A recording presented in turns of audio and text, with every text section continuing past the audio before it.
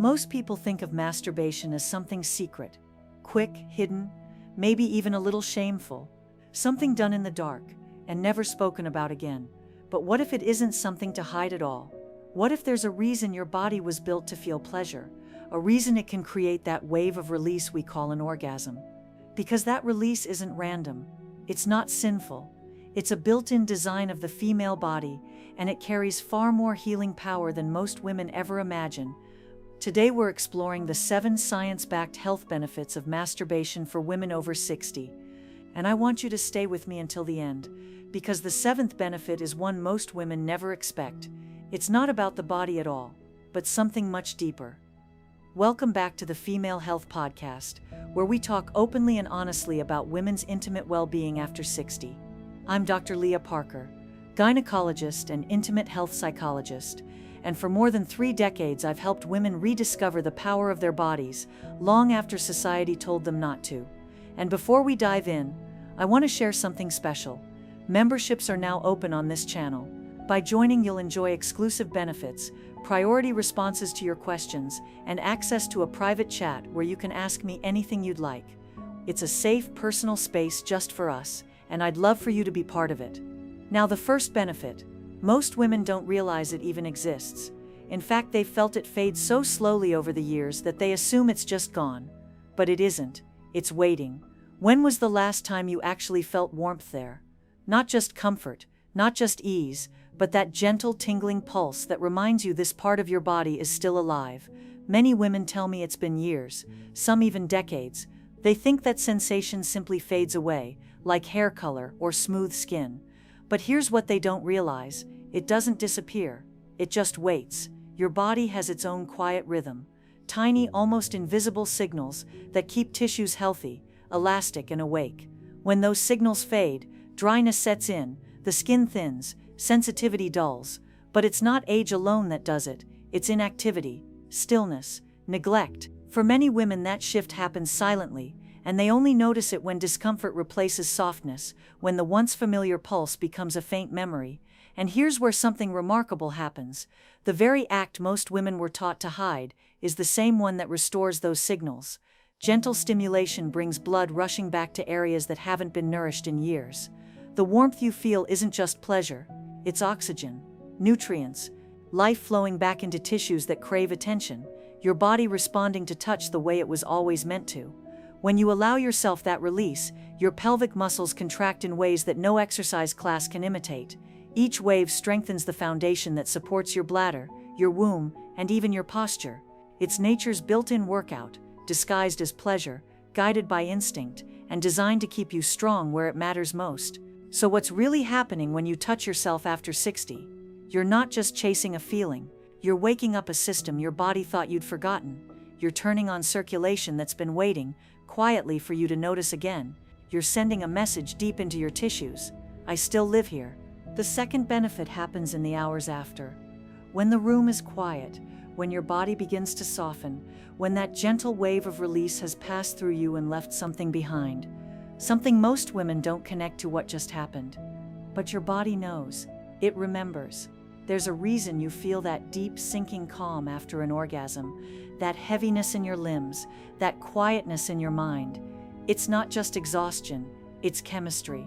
Your body floods itself with a cascade of calming hormones, oxytocin and endorphins, molecules designed to soothe, to settle, to pull you gently downward into rest.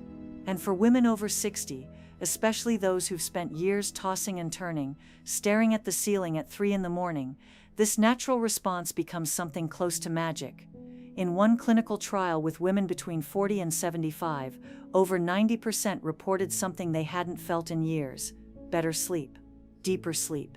The kind of rest that doesn't come from a pill or a meditation app, but from the body's own design. They woke feeling more rested, more alive, more capable of facing the day, and all because they allowed themselves a few minutes of private pleasure before bed. Think about it. How many nights have you lain awake, your mind spinning, your body tense, wishing for just one full night of uninterrupted rest? How many times have you tried everything? Warm milk, herbal tea, breathing exercises, only to find yourself still staring into the dark? What if the answer wasn't outside your body, but but within it? What if the very act you were taught to feel guilty about could become your most reliable ritual for rest? But here's what makes this even more powerful. Those same hormones that help you sleep, they do something else too. They act as natural painkillers. During arousal and orgasm, your body releases endorphins, the same chemicals that dull pain, that ease tension, that take the sharp edge off chronic aches. For women dealing with arthritis, joint pain, the stiffness that seems to settle deeper with each passing year, this becomes more than comfort. It becomes relief, real measurable relief that doesn't come with a prescription or a list of side effects. Some women tell me their headaches vanish after climax. Others notice that the lower back pain they've carried for decades softens, just for a while. It's not a cure, but it's a reprieve, a moment where the body stops broadcasting discomfort and starts whispering something gentler. And for many women, that moment is enough. So the second benefit isn't just about sleep, though that alone would be worth it. It's about what happens when your body is allowed to do what it was designed to do, to release, to soften, to heal itself from the inside out, using nothing but touch, time, and permission. But what I'm about to tell you next goes even deeper. Because while your body is releasing these calming chemicals, something else is happening. Something emotional, something that changes not just how you sleep, but how you feel when you're awake. And most women have no idea this connection even exists. The third benefit begins where sleep leaves off, in the quiet hours after rest, when you wake and notice that something feels lighter. The tension that usually sits between your shoulders isn't quite as sharp. The thoughts that used to rush in the moment you opened your eyes have softened. You can't explain why, but your body feels a little kinder. This isn't coincidence, it's chemistry again, and emotion. Because what happens during orgasm doesn't stay in the bedroom. Those same hormones that helped you fall asleep, that soothed your muscles and slowed your heartbeat, now begin to ripple through the rest of your day.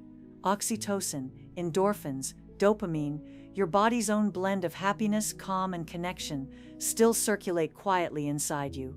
They balance the stress hormones that so often dominate a woman's postmenopausal years. The result is something deceptively simple. Your mood begins to reset itself. It's why women who give themselves permission to feel pleasure often describe a sense of emotional clarity afterward. They laugh more easily, they feel steadier, they stop apologizing for simply existing. The act of pleasure, that deep private surrender, is also an act of nervous system repair. It tells the brain, you are safe again, and safety, more than anything else, is what allows joy to surface.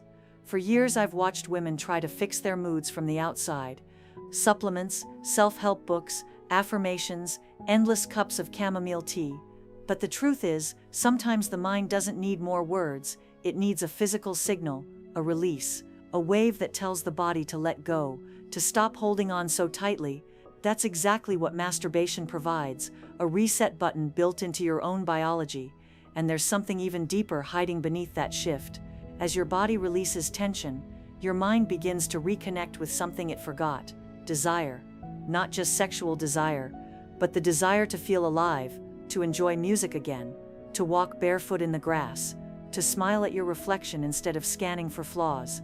Pleasure wakes up parts of you that sadness had numbed. This is why for so many women, that single act of self-touch becomes more than physical. It becomes emotional therapy. The moment they stop treating their body like a stranger, their mood begins to follow. Lighter, calmer, clearer. So the third benefit isn't about pleasure alone, it's about coming home to yourself.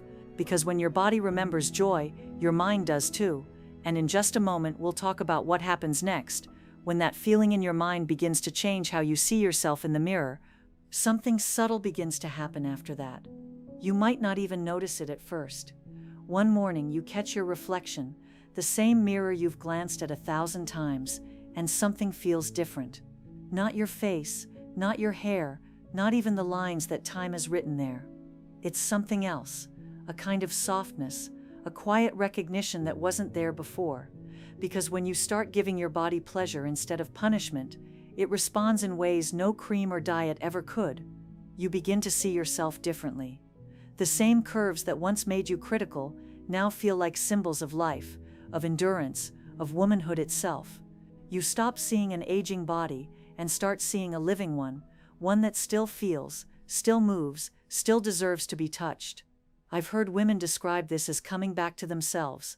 They tell me that the first few times they touched their own body, it felt awkward, mechanical, even a little sad.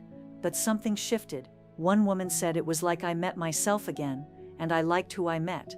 That's the mirror shift, when the body stops being a project to fix and becomes a companion to cherish. And the fascinating thing is that science quietly agrees. Studies show that women who regularly self-stimulate tend to report higher body satisfaction and stronger confidence even outside the bedroom, not because their bodies changed, but because their relationship with their bodies did. The act of pleasure becomes a conversation, one where shame finally goes silent. As you continue to connect with yourself in this way, you may notice it spilling into other parts of your life. The way you dress, the way you move, the way you walk into a room. You might stand a little taller, hold eye contact a little longer, smile without trying to. Confidence becomes less about appearance and more about ownership, knowing that you are still here, still powerful, still capable of giving and receiving joy. And here's something most people never talk about. That same sense of ownership, that quiet self-respect, does something extraordinary inside your brain, because the more positively you experience your body, the more active the regions of your brain become, the very areas responsible for memory, focus, and clarity. Yes, the connection is real. What you feel in your skin echoes in your mind. So while it might start in the mirror, this shift doesn't end there. It travels upward, awakening the brain, sharpening thought, brightening perception. Pleasure isn't just emotional, it's neurological. And that brings us to the next benefit, one that very few women expect: the surprising way this private act can make your mind feel younger, quicker, more alive. Stay with me, because this next part might just change the way you think about aging altogether. Most people don't realize how closely the brain listens to the body. Every heartbeat, every shiver, every wave of pleasure sends messages upward, tiny sparks of communication that say, "I'm here, I'm alive, keep me awake." It's not just metaphor, it's biology. After 60, it's common to forget small things: where you left your keys, the word you meant to say, the reason you walked into a room. We blame age, hormones, even stress, but often the real culprit is a lack of stimulation, not just mental, but physical.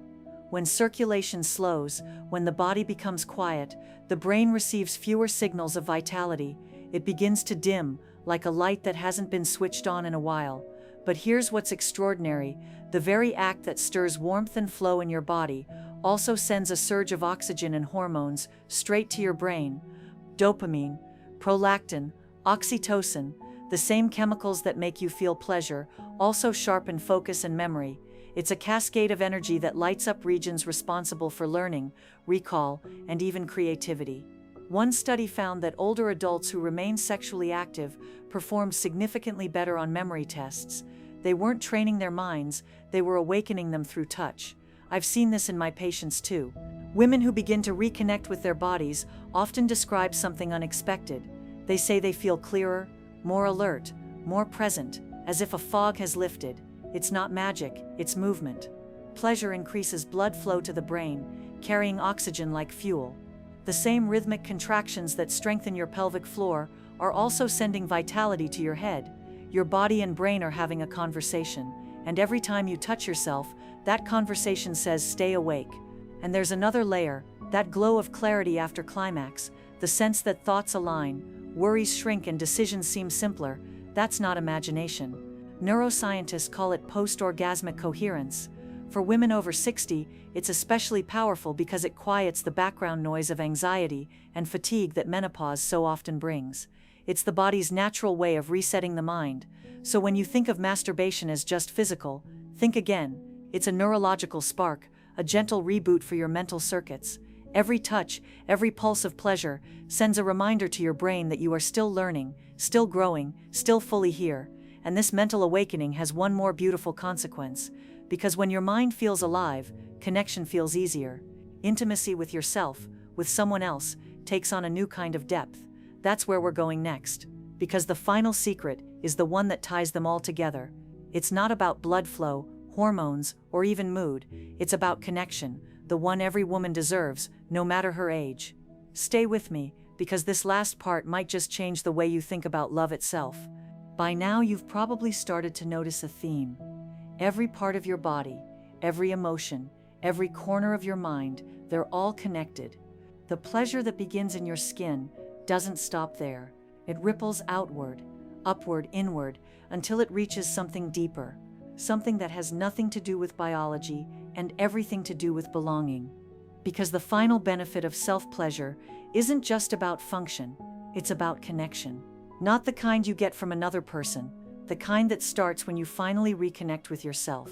For many women, especially after 60, that connection has been quiet for a long time. Life took over. You gave yourself to children, to partners, to work, to responsibilities that never seemed to end. Somewhere in the middle of all that, you stopped listening to your own body's language. But the moment you start again, when you choose to touch yourself with curiosity instead of shame, that language returns. The small sighs, the rhythm of your breath, the pulse under your fingertips. It's a conversation with yourself, one that says, I'm still here, and I still matter. That is intimacy in its purest form, and here's the beautiful part.